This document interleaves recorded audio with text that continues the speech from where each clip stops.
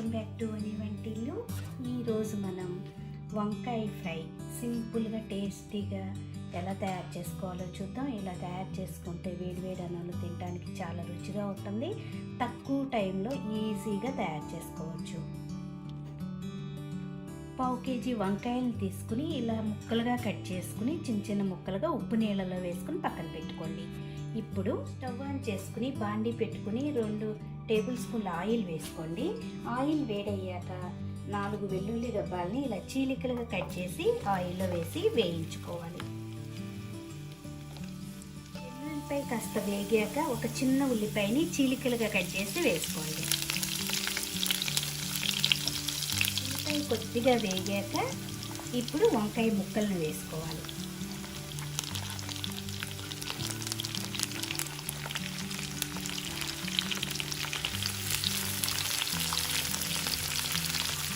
ముక్కలు వేగుతున్నప్పుడు రుచికి తగినంత ఉప్పుని వేసుకుందాం. 1/2 టీ స్పూన్ పసుపు వేసి వేయించుకోండి. 4-5 నిమిషాలు వేయించుకుంటే వంకాయ వేగిపోతుంది. ఇప్పుడు దీనికి మసాలా పొడి ఎలా తయారు చేసుకోవాలో చూద్దాం. వేరొక స్టవ్ మీద చిన్న బాండీ పెట్టుకోండి. దానిలో 1 టీ స్పూన్ ధనియాలు, 1/2 టీ స్పూన్ జీలకర్ర,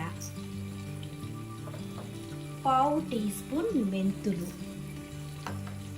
1/2 టీ స్పూన్ ఆవాలు వేసి మాడకుండా దూరగా వేయించుకోండి. ఇవి వేగిపోయినాయి. ఇప్పుడు స్టవ్ ఆఫ్ చేసుకుని చల్లారనిచ్చి మిక్సీ జార్లో వేసుకుని మెత్తని పొడిలాగా చేసుకోవాలి.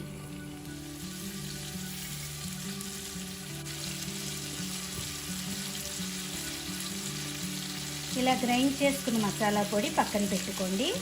ఇలా వంకాయలు వేగాక దీనిలో 1 టీ స్పూన్ కారం వేసుకుందాం.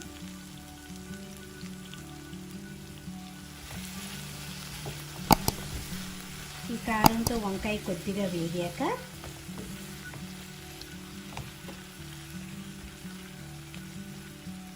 వంకాయ వేగిపోయింది. ఇప్పుడు గ్రైండ్ చేసుకున్న పొడి వేసుకోవాలి.